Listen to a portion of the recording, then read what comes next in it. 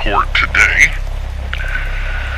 and it seems that not a lot of these reports are available to people. The information is, it's not like I can pull up a fax machine or any of that stuff, because all of it is pretty much down. I mean, digital media in and of itself has been down for a while now. The only thing we have is analog. So if you have an analog signal, you can still receive something of what is left of the broadcasts. And I'm hearing that some still do have some sort of satellite dishes, and some were invading old radio stations to get things working so that they could relay the information that they were getting. I do hope that people out there are getting good food. One of the things that I've noticed a lot of people having problems with is this transition over to some of the more basic food stuff. It does not do well for you after a while. But some of it is more healthy.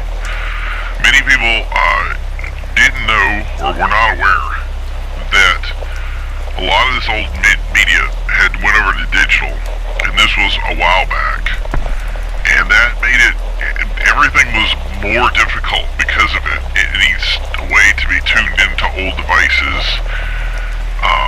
A lot of the older stuff was trackable. Now this stuff isn't. So if you wanted to get anything broadcast, you couldn't just put up an antenna or some sort of signal. You needed some way to convert that signal over. And those systems have pretty much failed. So the only way to get any kind of signal is through some sort of an analog or basic setup versus the way things were before. And those digital systems have literally broken down. And that's where we saw the biggest problems in the phone lines, was things began to drop off or disconnect, or any sort of break in a line became detrimental versus an analog signal, which was continuous. It would just basically cut off, come back as soon as it was connected, and it was a lot more adhesive. So I'm hoping everybody's getting enough sleep. That's one of the big problems I'm seeing with most people, is that the sleep schedules have been immensely ruined. A lot of people are not getting sleep over concerns that of things like attacks in the middle of the night. And the idea that I think a lot more people are much more lighter sleepers because of the danger of infected. If you've ever heard an infected coming near you or around you, it is a pretty horrifying sound that is, it's compelling is the word I'm going to use, and you won't unhear it. You tend to have this inclination of, people used to call it lizard brain. I think of it as a time before we evolved into anything particularly big, that we began to hear things and we heard things that were danger. Our bodies reacted to it, and now those things between the moaning sound or the or gargling sound that you've heard, those are things that wake me up pretty much immediately now. But even smaller things have come to affect a lot of people, in that a crack of a leaf, a broken stem, a door rattling, anything that just simple wind movement wakes me up and doesn't allow a lot of people to sleep. And once you're up and you're playing those thoughts in your head, you really are being affected by it.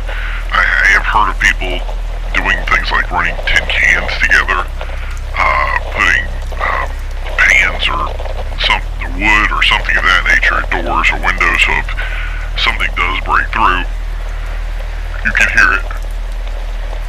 So that would be something that would be more like, if you hear it now, if you hear a creak, you know it's not anything bad, you can go right back to sleep. But yeah, survival is survival, and if you're living in a tent or living out in the middle of nowhere, listening to this, then you have a lot of my sympathy, because I understand now it's very poignant to be aware of these things. And that's the other thing, the questions of is the world that we built before, what happens once it starts being reclaimed by things like animals that are now a danger and a threat to humanity, and how we start dealing with those. I think that's something that we have to come to play with, is that things like wolves, bears, all sorts of stuff, they're real threats again. And we have to be aware of it. We have to get ahead of it. And it can't be just something where you say, I'm going to, we used to be able to buy a gun or you buy something else. Those implements that we use to defend ourselves have become less and less accessible. So whatever you have now is becoming a huge resource for trade. I'm hearing that cigarette trades are huge right now. Whether that can continue or not is a big question. So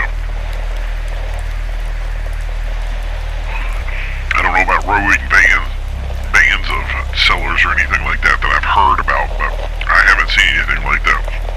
If you have, let me know. It would be very interesting to know. So we have, right after the phone lines dropped off, we began to lose contact with what we saw was our overseas or our traditional channels began to break down, and some have said that the cord that was connecting between the undersea that needed a great deal of upkeep, that it didn't receive what it was supposed to, or the upkeep that it was supposed to. But a lot of people are thinking that there are other reasons for that, and have cited those things. And if that's the upkeep, obviously was needed, but there's also towers, there's different connection points that play massive roles in how we communicate. There's a lot of breakdown there that can happen that we just don't know about. So satellite communication will continue just because it's a satellite. There's nothing people can do about it. I don't know exactly how those function other than needing to be turned at certain times. So I think sometimes those broadcasts are spotty, and for now the lines are mostly silent, at least to the public. But people are getting those communications. The military chatter, on the other hand, has been at an all-time high, but in certain areas, some of it there is encrypted and unencrypted conversations. And at this point, in some areas, it's almost like fog. There's so much chatter going on about how they're doing different programs, different things that they're doing to push back. And a lot of them are connected to civil activity. So on the ground, which is great, that they have this joint effort that's going on between them. But I think it really is because of a lack of manpower, for one, and number two, the idea of the opponent and the line that they've drawn in the sand here, which is pretty much down the middle of America, has become a very interesting line. Basically, there's a front line that we're dealing with right now, and it's real, and people are fighting on it, and that line has become very big. It goes down the length of the U.S., so there has to be people on that line to fight it, and they're going to need more than one person or one group to do that. I don't know exactly where they were in the process of getting troops that were overseas, anywhere near us, if you will, so I don't know what that troop movement was like. It could have been easy, it could have been in process. They could be people out in the middle of the ocean right now that don't have commands to them. We don't know the full story of it. There are some people that still say they do have some internet access. I have not seen anybody that had that, and most of the people that I know say that they don't either. But even if you had it, it would be spotty at best.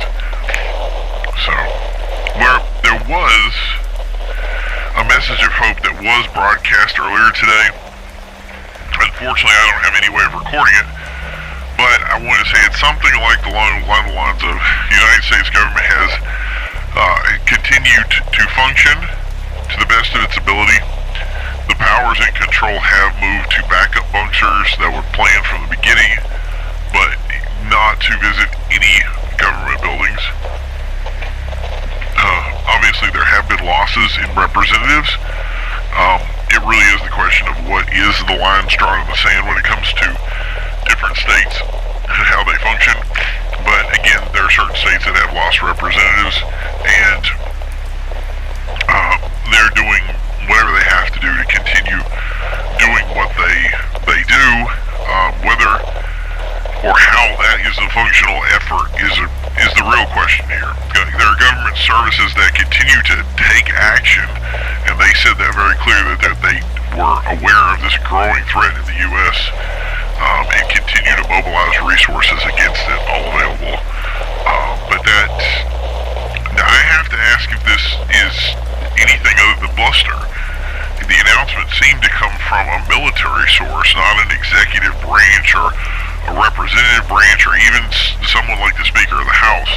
It just seemed to be a broadcast to say that there are people working on it.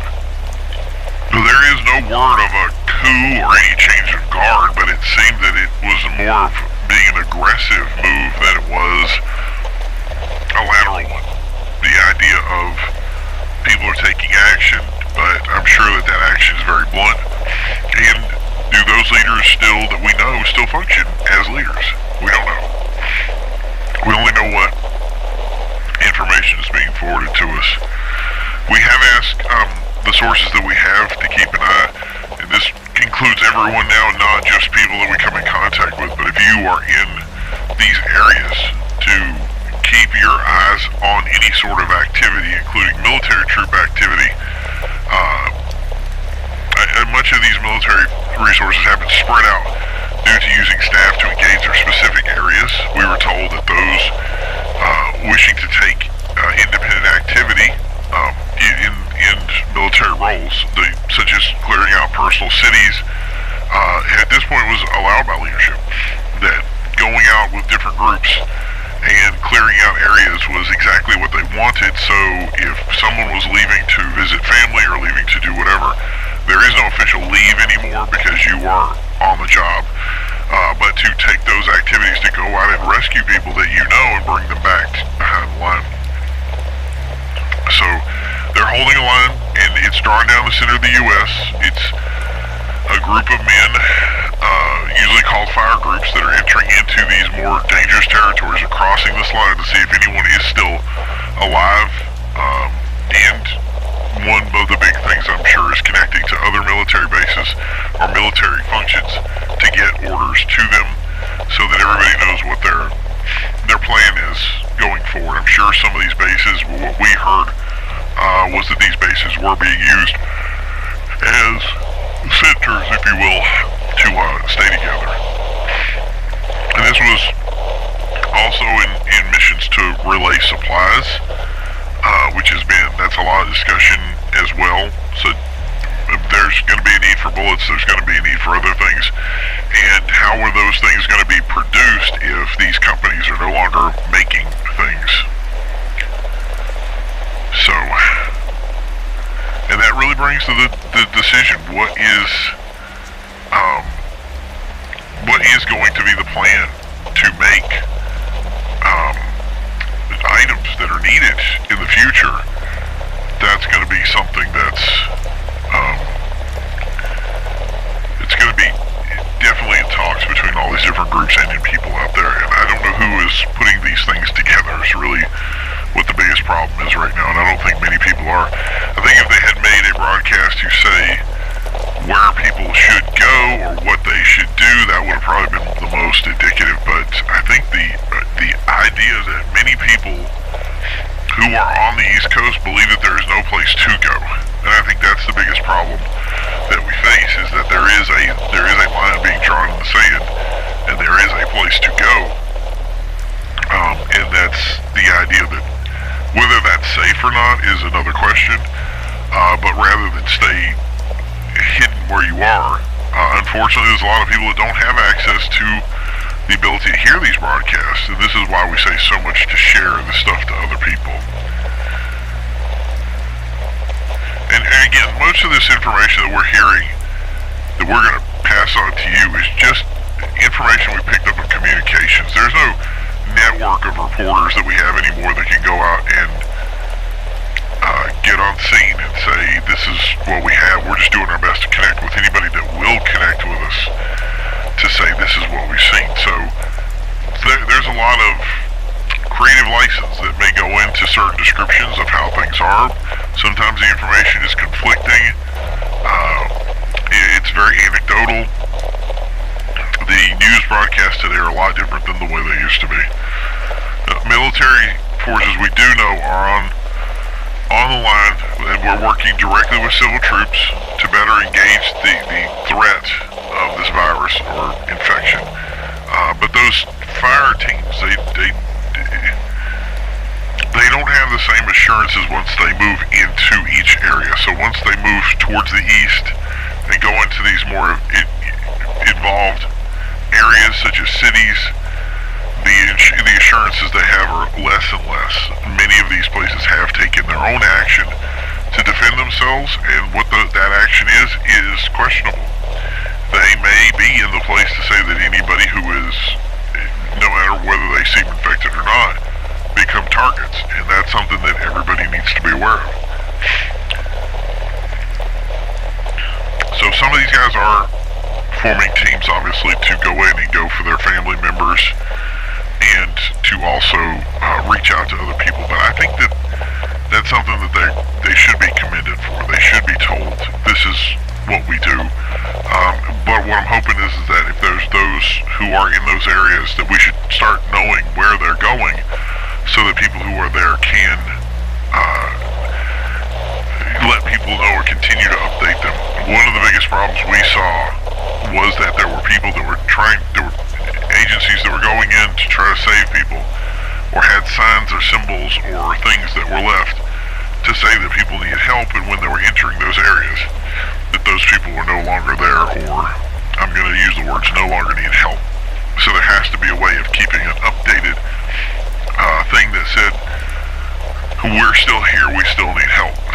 So, and obviously a lot of that's going to do with transportation as well. I think a lot of people don't have access to any sort of reliable way of escaping once they know where to go, and maybe waiting for some sort of sign. So those are all important things. Remember, the great thing that I have heard recently too was members of the militia in these main areas of support are receiving support from local farms and have created basically a network of groups and places that they are creating some sort of supply line, and these include everything from food,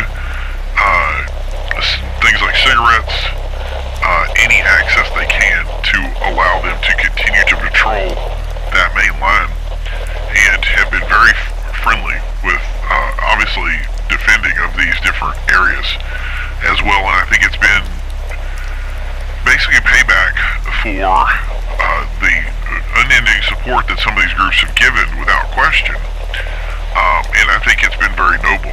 They've even allowed them to use things like guest houses or anything they haven't allowed troops a place to stay as they pass through, including feeding them, giving them resources, and fending off anything that's basically infection or otherwise that could be dangerous in the area.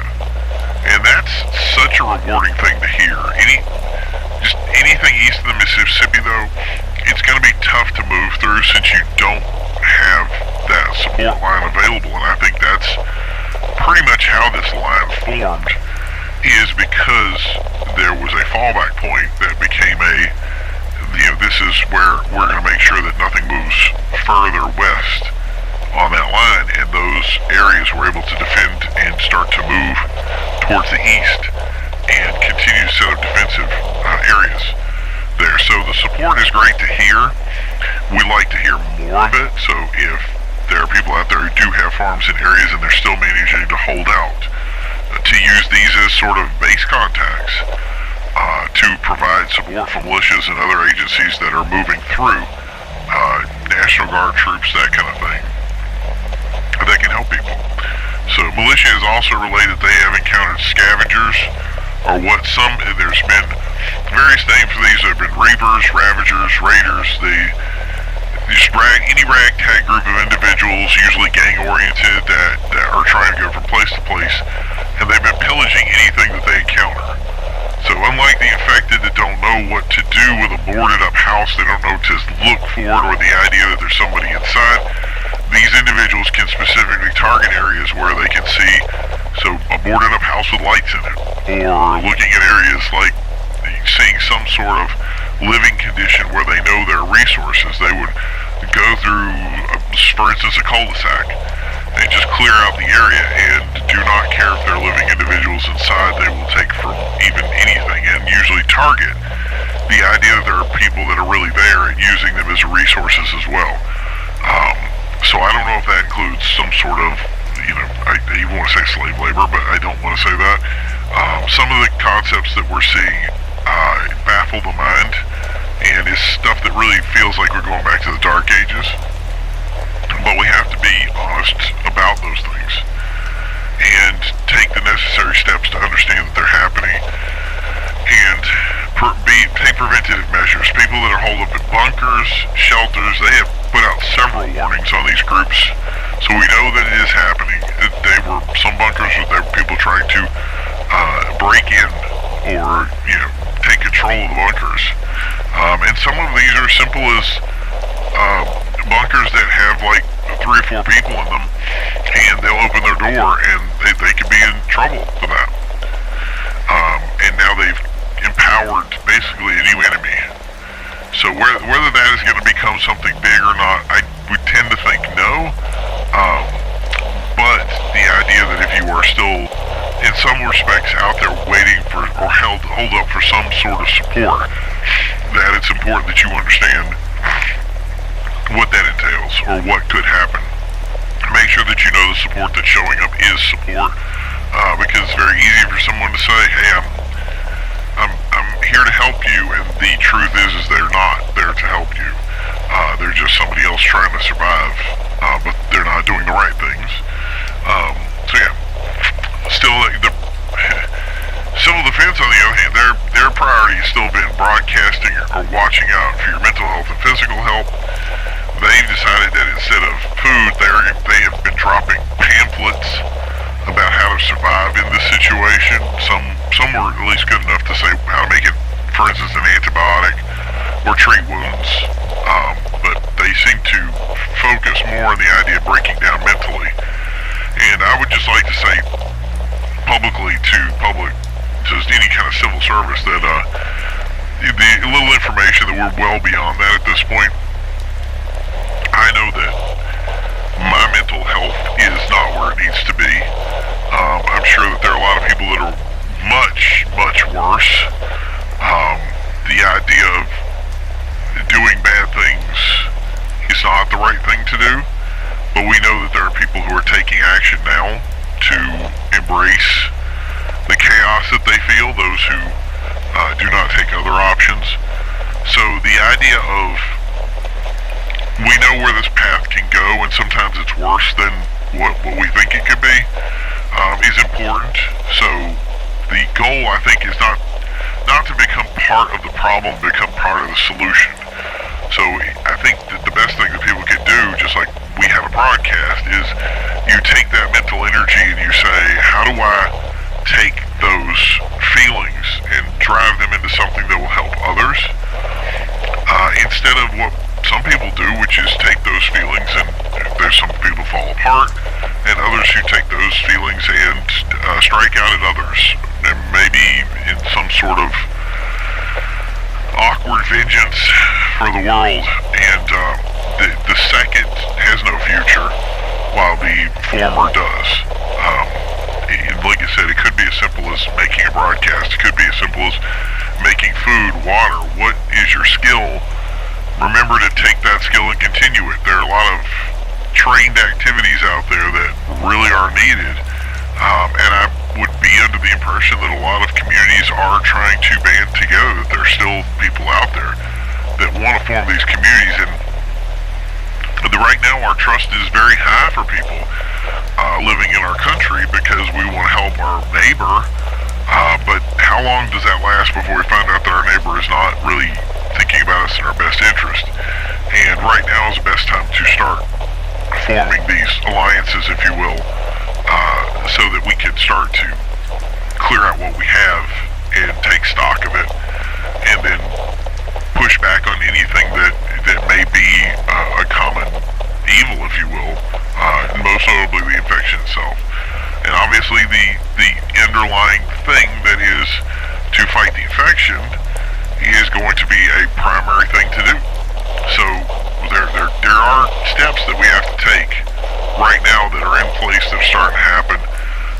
Again, it's basically been a line in the middle of the United States that is trying to push back, and we hope that enough of that push is going to move forward into areas like Texas and clearing out most of those areas, and then move more towards eastward.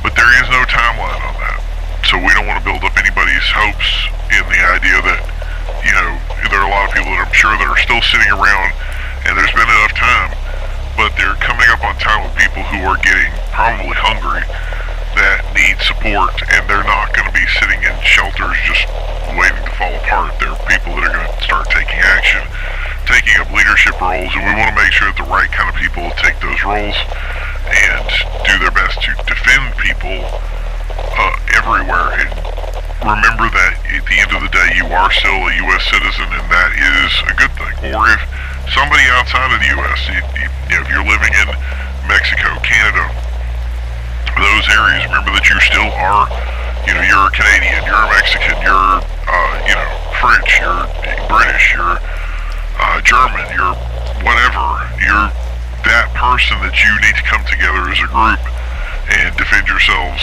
the way you need to. So I wish we knew more about what's going on overseas right now, but I doubt we're going to hear much from them anytime soon. So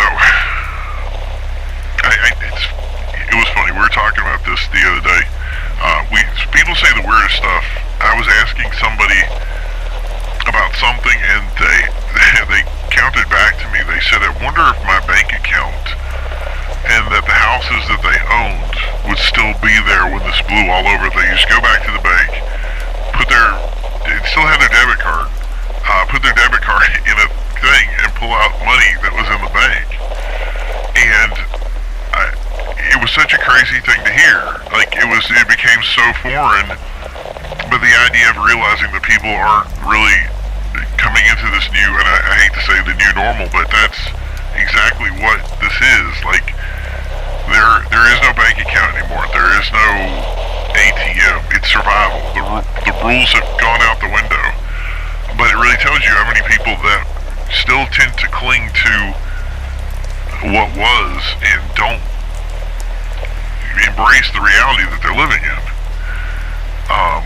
There may not be a world to come back to when this is over. There definitely won't be an ATM for you to run your card through. Your house could be gone.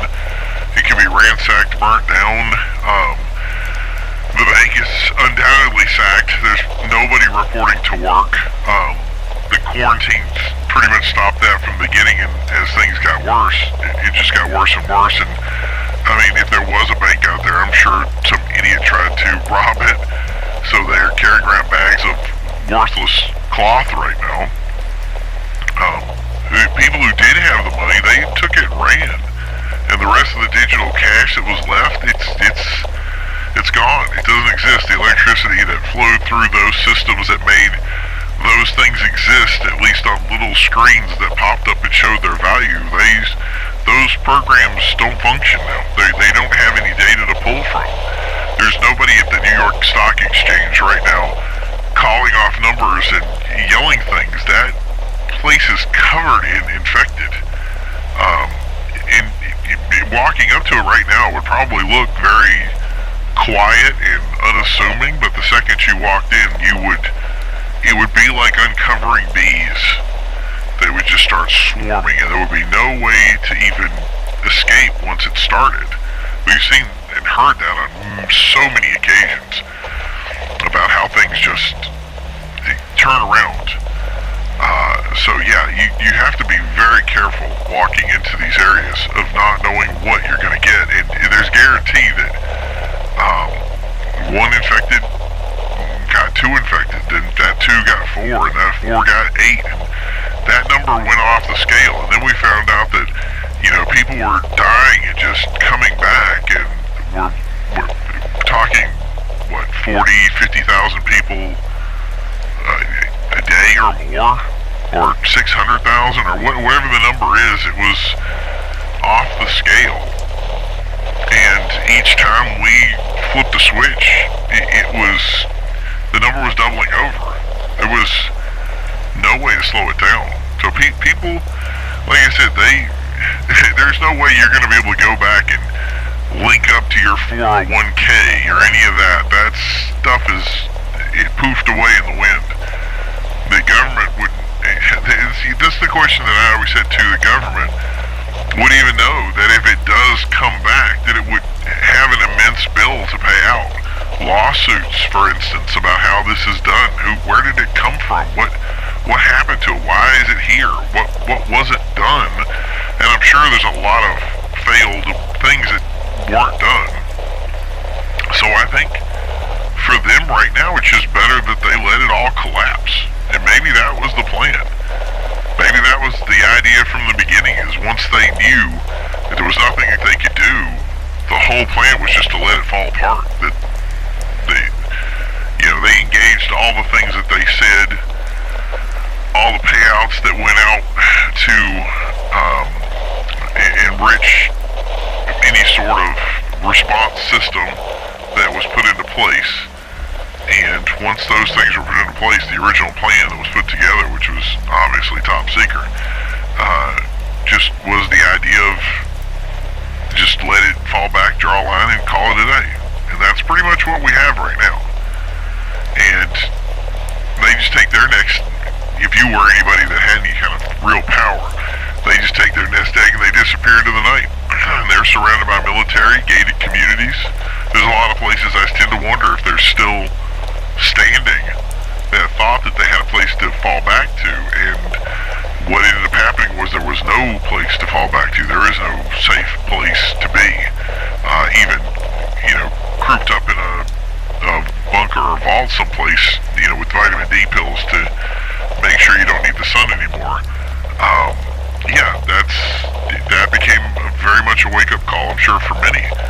So, and I know some of that sounds like an insane conspiracy, but it seems that once the television stopped broadcasting, that a lot of people kind of woke up, that this insanity that we were living off of really started bleeding off, and people's eyes started to open up to what reality is. They're getting a little bit more realistic about how the world works. And it doesn't have to be tinfoil hat to think about it. I mean, everybody before this all started knew what it was like to have a post on some sort of social media platform that says, hey, let's live what would it take to get you to live in a log cabin for, a year to 2 years? I mean, we're coming up on a month or two here that's of survival stuff going on. So there's your opportunity to say, this is the beginning of staying in that log cabin and how much it changes you. And that's just reality. And I don't consider that a problem, other than the idea that I wish we'd learned it away before there was something that pushed us to do this. That it was some sort of act of God or hand of reality that smote the world, and maybe this is some sort of biblical revelations that is trying to teach us a lesson. I don't think that's tinfoil hat. And maybe that was what we needed to hear. Maybe we needed to understand that our leaders forgot who they were serving, or maybe they just never were serving us in the first place, and that was what we're waking up to right now, to see what the influence that we were giving them, where it was going.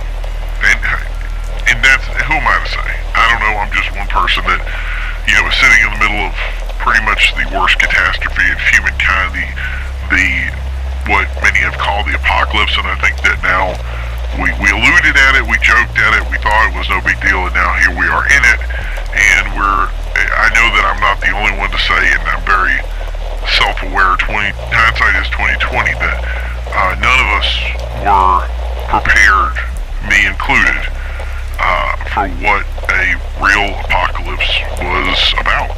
We said it, we put it on screens, we wore t-shirts, we talked about all of the things that were going on, but what we didn't realize is those apocalypses were happening all around us in little spurts, giving us warnings about what was going to happen, and here we are, realizing that we were in no way, shape, or form doing anything other than dress up, getting prepared for this, that when it actually happened, that we were sorely lacking in every way possible.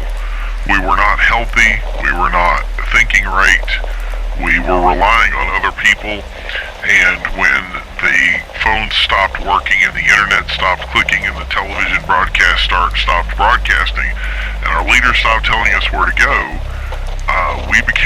if we didn't have a job to go to, we became very lost in what survival meant. And that is coming home to roost for a lot of people right now, about what they should have done to make their life better in general. And if they had done it, all these other problems that everybody complained about probably would have gone away. There would have been a totally different thought process, that maybe we really were that far astray before it all came down.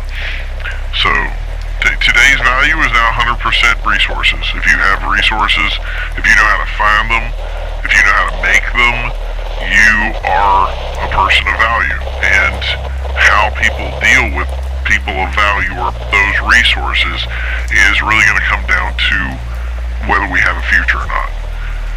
The crazy thing is that there are still people fighting for us, which I did not think that we would see that. I always thought that it would be every man for themselves. And what it's turned out to be is there is a fighting force of people out there who volunteered to do this and are choosing to do the right thing. I hope that is a morality that has permeated throughout the world, but sometimes I do wonder if it's something that only happens in the U.S. I don't have an answer for that. I really do hope, but tyrants can be tyrants, if you will, and put in positions of where people need it. We even see, like I said, with these reavers or raiders or however you want to call them, these guys, those are examples of people that, fall apart. But understanding that isn't the majority of people, that's actually a few minority people that are the problem. And now we have a wall of people of every sort that are saying we're trying to come get people, we're trying to get this sorted, and we just need your help. And I hope that they get the help that they need. And that is a rewarding thing to realize, that we made it work in spite of the odds. So I'm going to go off the air for a little bit here. I will be back shortly. Remember to